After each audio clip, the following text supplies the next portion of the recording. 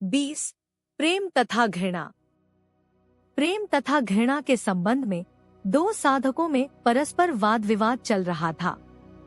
एक प्रेम को साधन के लिए आवश्यक समझता था तो दूसरे का मत था कि साधन से प्रेम का भला क्या संबंध। अंततः विषय महाराज श्री के समक्ष प्रस्तुत हुआ। इस पर महाराज श्री ने इस प्रकार कहना आरंभ किया। प्रेम अध्यात्म है तो घृणा जगत। प्रेम समता है तो घृणा विषमता। प्रेम सुगंध है तो घृणा दुर्गंध। प्रेम सहिष्णुता सिखाता है तो घृणा प्रतिशोध। प्रेम तथा घृणा दो विपरीत छोर हैं। प्रेम जीवत्व को समाप्त करने का मार्ग है तो घृणा जीवत्व को और भी अधिक घनीभूत करने का। जिस मन में प्रेम होगा वहाँ घृणा का कोई काम नहीं। जहाँ घृणा होगी वह प्रेम प्रवेश नहीं पा सकता। प्रेम क्या है? प्रेम अध्यात्म प्रेमियों का ऐसा शस्त्र है जो राग द्वेष की भावना को काट डालता है, क्योंकि प्रेम में न किसी से राग रहता है न घृणा। प्राणी मात्र से प्रेम हो जाता है, सब में समता, सब में अपनत्व। शत्रु या विरोधी कोई दिखाई ही नहीं देता। प्रेमी सभी जीवों में अपने प्रभु की कल्पना करता है। यदि थोड़ा उन्नत हुआ तो सभी में ईश्वरीय शक्ति की ही क्रियाशीलता देखता है, और अधिक उन्नत हुआ तो सब में आत्मदर्शन करता है। जब सभी जीवों में उसका प्रियतम ही विराजमान है तो पराया किसको माने? प्रेमी अपने प्रियतम प्रभु से कुछ मांगता नहीं। मांगने से प्रभु की सर्वज्ञता पर संदेह प्रकट होता है। प्रेम मांगने का मार्ग नहीं, त्याग का मार्ग है। अपने पास जो कुछ भी है प्रभु चरणों में अर्पित करते जाने का मार्ग है। अंत में प्रेमी अपने आप को भी, अहम को भी भगवान में विलीन कर देता है। प्रेमी इसमें भी अपना अहंकार मानता है। मैं अपने आप को भगवान में कैसे विलीन कर सकता हूँ? भगवान ही अपने भक्त पर कृपा करके उसे अपने में विलीन कर लेते हैं। प्रेमी का अपना कहने को कुछ होता ही नहीं। जो कुछ भी है सब भगवान का है। प्रभु उसका सम्मान कराएं या अपमान, सब में कृपा ही अनुभव करता है। प्रेमी हर समय भगवदावेश में ही रहता है। प्रेमी में उदारता, क्षमाशीलता तथा सहनशीलता होती है। राग द्वेष का लेश भी नहीं होता। प्रेम तपस्या का ही दूसरा नाम है। प्रेम तत्व जगत का सार है। प्रेम भवरोग से पीड़ित जीवों के लिए अचूक औषधि है। दुखों क्लेशों में जलते हुए जीवों के लिए वटवृक्ष की शीतल छाया है। जगत रूपी यात्रा से थकेहारे प्राणियों के लिए निर्मल जल का स्रोत है। मंद मंद प्रवाहित पवन का ठंडा झोंका है तथा फुलवारी की मधुर सुगंधित महक के समान है। भव रोग के अंत का आरंभ प्रेम भाव की जायती से ही होता है। जायत शक्ति को प्रेम शक्ति तथा प्रसुप्त शक्ति को घृणा शक्ति कहा जा सकता है। शिव सूत्र में इसे अपशु शक्ति तथा पशु शक्ति कहा गया है। प्रेम में पशुत्व का नाश है तो घृणा पशुत्व रूप ही है। प्रेम शक्ति पशुत्व के संस्कारों के क्षय का कारण है तो घृणा शक्ति पशुत्व के संस्कारों के संचय का। प्रेम शक्ति की क्रियाशीलता का अवलोकन ही साधन है। प्रेम में साधक हंसता है तो प्रेम में ही रोता है। प्रेम विभोर होकर कभी नाचता गाता है तो कभी ध्यान मग्न हो जाता है। प्रेम के बढ़ने से साधक शरीर से ऊपर उठता जाता है, क्योंकि प्रेम चेतना है तो घृणा जड़त्व। घृणा क्या है? मन में संचित गंदगी की दुर्गंध, कुसंस्कारों का प्रकटीकरण। घृणा जगत में आसक्ति का परिणाम है। घृणा द्वेष का फल है। घृणा उस शव के समान है जिसे कोई देखना भी नहीं चाहता, किंतु फिर भी सब इसे गले लगाए फिरते हैं। घृणा में यदि द्वेष है तो दूसरी ओर कहीं न कहीं राग भी अवश्य है, क्योंकि द्वेष राग के बिना रह नहीं सकता। इस प्रकार घृणा रागद्वेषमय है।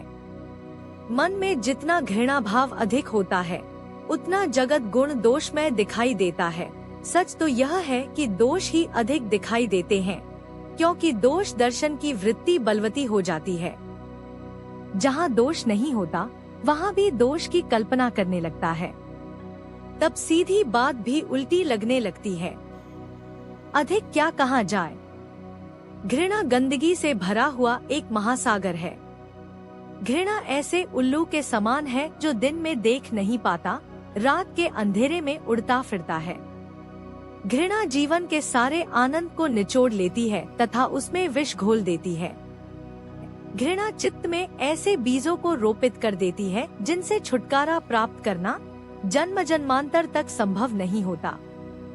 घृणा जीव को स्वयं को भी दुखी करती है तथा दूसरों का सुख चैन भी हर लेती है। घृणा में डूबा व्यक्ति अपने आप को पहचान पाने में असमर्थ हो जाता है।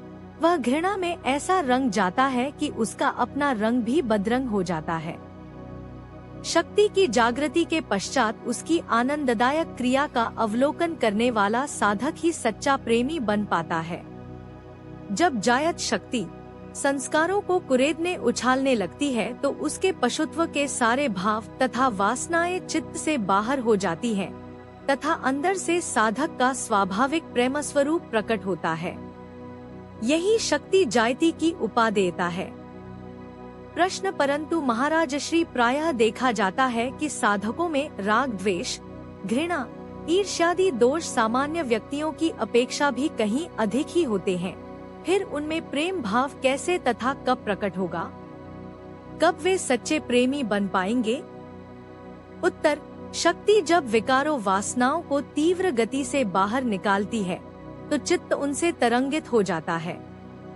चाहिए तो यह कि अपने मन को उन तरंगों से प्रभावित न होने दिया जाए, किंतु सामान्यतः यह साधक के लिए कठिन हो जाता है, जिससे यह तरंगे मन के पश्चात उसके व्यवहार को भी प्रभावित कर जाती हैं। तब साधक की उन्नति की गति मंद पड़ जाती है। यह अस्थायी विकार होते हैं। चित्त की शुद्धिकरण की प्रक्रिया तो चल ही रही होती है, किंतु साधक की असावधानी के कारण थोड़ा व्यवधान आ जाता है, जिससे कुछ विलंब भी हो जाता है। किंतु यह बात निश्चित है कि शक्ति एक बार अंतर्मुखी जागृत होने पर चित्त शुद्ध हो जाने तक पीछा नहीं छोड़ती, विलंब चाहे कितना भी हो जाए। प्रश्न, घृणा मानव जीवन का अंधेरा पक्ष तो है ही, किंतु यदि कोई घृणा तथा क्रोध जैसी कुवृत्तियों का प्रयोग अपने दोषों तथा अवगुणों को बाहर निकालने की ओर मोड़ दे तो उसका यह सदुपयोग क्या उस दुर्गुण को सद्गुण नहीं बना देगा? उत्तर, दुर्गुण तो हर हालत में दुर्गुण ही रहेगा, किंतु उसका उपयोग अवश्य सदुपयोग हो जाएगा। जैसे किसी व्यक्ति में अफीम खाने का दोष है तो वह अफीम की पुड़िया जेब में लिए घूमता है। अब उसने अफीम का सदुपयोग आरंभ कर दिया तो दूसरों के रोग दूर करने के लिए औषधि के रूप में ही प्रयोग करने लगा, किंतु उसकी पुरानी आदत कभी भी दोबारा जाग सकती है तथा वह अफीम खाना आरंभ कर सकता है। यही हाल घृणादि दुर्गुणों का भी है। उनका सदुपयोग करके दोषों को हटाकर घृणा भाव का भी त्याग कर देना चाहिए, अन्यथा वह फिर से जगत में अपना कार्य आरंभ कर सकता है। प्रश्न, क्या प्रेम को भी भगवत प्राप्ति के पश्चात त्याग देना है? उत्तर, उसे त्यागने की आवश्यकता नहीं, वह स्वयं ही विलीन हो जाएगा। शुभ तथा अशुभ वासना में यही तो अंतर है। अशुभ वासना की चाहे कितनी भी पूर्ति होती जाए, किंतु वह निवृत्त नहीं होती, किंतु शुभ वासना लक्ष्य सिद्धि के उपरांत निवृत्त हो जाती है। जब भगवत प्राप्ति हो जाएगी तो जीवत्व अपने प्रेम भाव सहित भगवान में विलीन हो जाएगा। भक्त का जन्म मृत्यु का चक्र भी समाप्त, भाव भी निवृत्त।